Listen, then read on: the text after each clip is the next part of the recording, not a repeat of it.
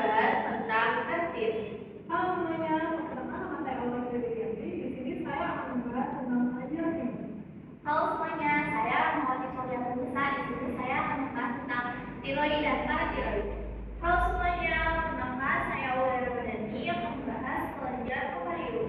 Halo semuanya, saya Nada Nisarman. Saya akan menjelaskan tentang kelenjar pinealis.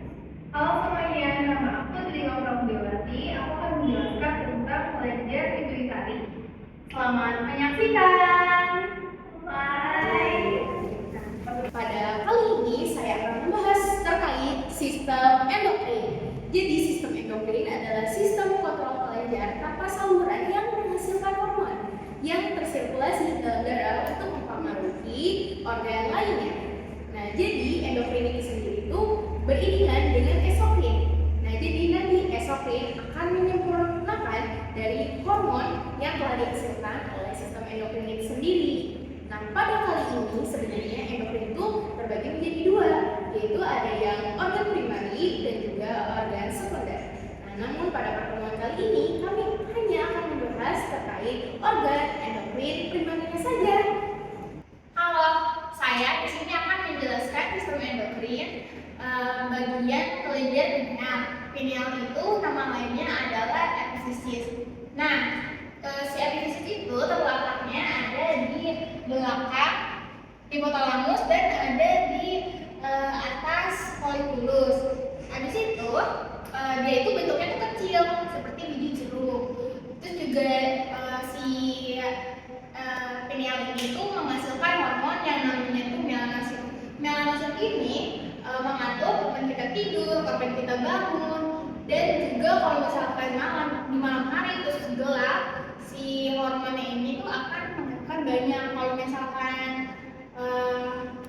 ada cahaya terus di siang hari, si hormonnya juga akan sedikit. Terus juga si hormonnya itu membantu untuk menangkap radikal bebas dan juga membantu perkembangan tubuh kita dan juga membantu perkembangan dan pertumbuhan si organ seks. Jadi di sini saya akan menjelaskan terkait kelenjar hipofisis atau biasa disebut kelenjar pituitari. Jadi kelenjar hipofisis atau biasa disebut juga master of gland. Dia terletak seperti glandula kecil yang menggantung di dekat hipotalamus di bagian sini. Nah, hipofisis juga dibagi menjadi dua bagian, ada anterior dan posterior. Yang pertama dulu ya, yaitu ada anterior. Dia itu menghasilkan beberapa hormon. Yang pertama hormon GH atau hormon pertumbuhan, ada hormon LH atau merangsang ovulasi serta menstruasi, FSH yaitu merangsang ovulasi serta pematangan ovum. Yang keempat hormon TSH atau merangsang kinerja kelenjar tiroid. Yang kelima ada hormon ACTH untuk merangsang kinerja kelenjar adrenal. Yang terakhir itu ada prolaktin untuk merangsang produksi ASI. Yang kedua ada bagian posterior atau dia juga ada menghasilkan dua hormon, yaitu hormon ADH untuk mereduksi air. Yang kedua itu hormon oksitosin untuk merangsang his pada ibu yang akan melahirkan. Jadi di sini saya akan menjelaskan tentang kelenjar tiroid dan juga paratiroid. Nah, kelenjar tiroid itu terletak di depan trakea. Kalau misalnya perempuan itu berada di tengah-tengah, kalau misalnya laki-laki itu berada di bawah jantungnya. Nah, bentuknya itu seperti kuku ya. Kemudian kelenjar tiroid juga memiliki folikulus. Kemudian kelenjar tiroid juga menghasilkan 3 hormon, ada hormon T4 dan juga T3. Itu tuh untuk mengatur metabolisme dalam tubuh kita dan untuk mengatur pertumbuhan dan perkembangan tubuh kita. Kemudian untuk kelenjar kalsitoninnya itu yaitu untuk menurunkan kadar kalsium dalam darah kita. Nah, kalau misalnya kadar kalsium dalam darah kita itu sedang tinggi, nah kalsitonin ini berfungsi untuk menurunkan kadar kalsium dalam tubuh kita. Kemudian paratiroid itu berada di belakang kelenjar tiroid. Nah, pada tiroid ini memiliki ada 4 kelenjar kecil-kecil. Nah, paratiroid ini menghasilkan hormon parathormon atau TTH, yaitu berfungsi untuk menaikkan kadar kalsium dalam darah kita. Apabila kadar kalsium dalam darah kita sedang Nah, para hormon ini berfungsi untuk menaikkan kadar kalsium dalam darah. Di sini saya akan menjelaskan tentang kelenjar hipofisis di mana pusat itu berada di proses endokrin.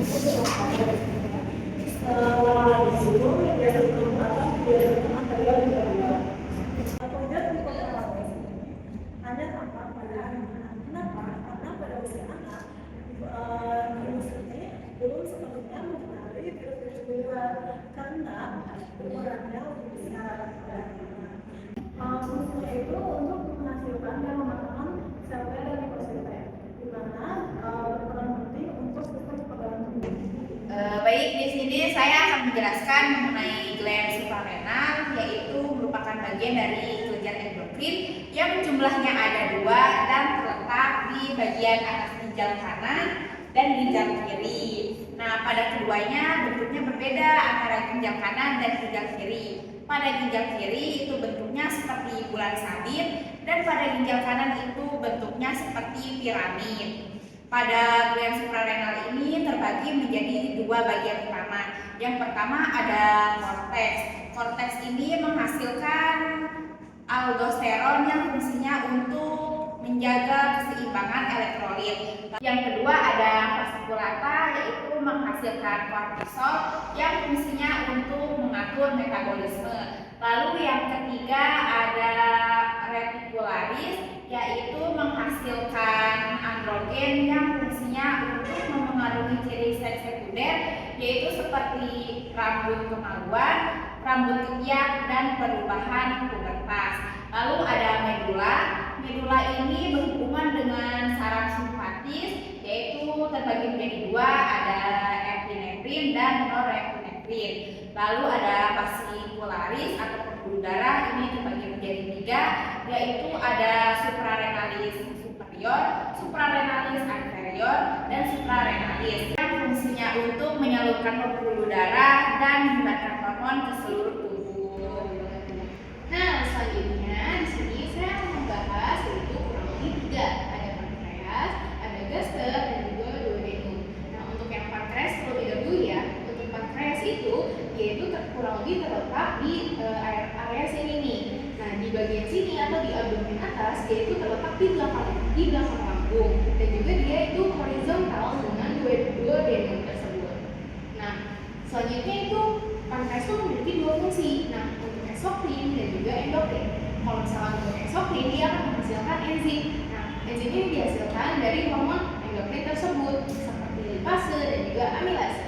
Selanjutnya itu yang kedua ada endokrinnya. Nah, kalau endokrin dia akan menghasilkan hormon. Hormonnya itu seperti glukagon, insulin, terus juga ada polipeptida dan juga somatostatin. Nah, dari hormon-hormon tersebut ternyata ada sel yang berperan juga untuk memproduksi atau mengeluarkan hormon tersebut. Nah, selnya itu ada 3, sel alfa, sel beta, dan juga sel delta.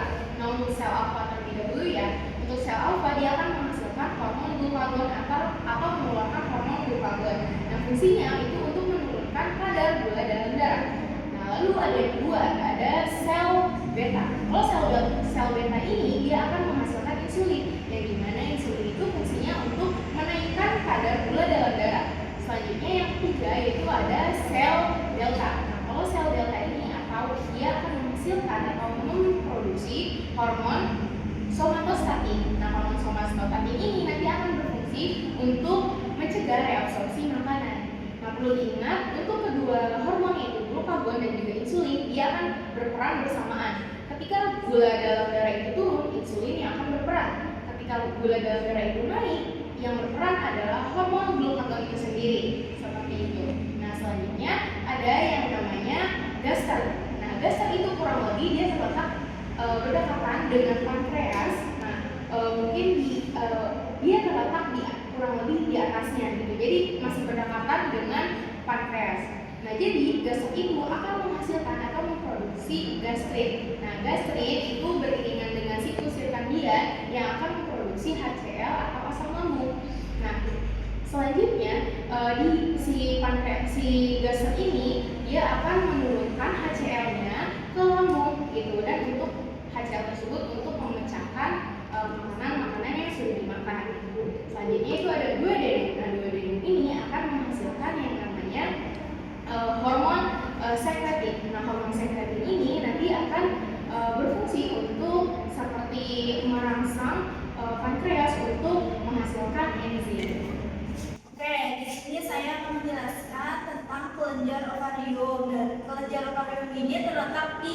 kanan dan kirinya rahim.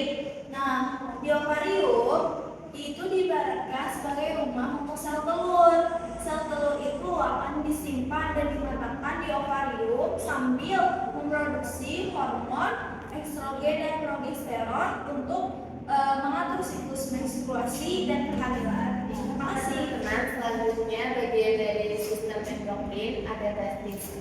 Testis itu letaknya ada di bawah penis, di depan anus yang dibungkus oleh sekretum. Nah, testis ini terdiri dari dua bagian, yaitu ada bagian kanan dan kiri. Nah, si testis ini menghasilkan hormon testosteron. Hormon ini berfungsi untuk menghasilkan bibit sperma. Jadi untuk laki-laki yang mempunyai kebiasaan buruk, contohnya seperti rokok, itu akan menimbulkan kecacatan pada bibit sperma yang dihasilkan. Nah, teman-teman, untuk pembahasannya cukup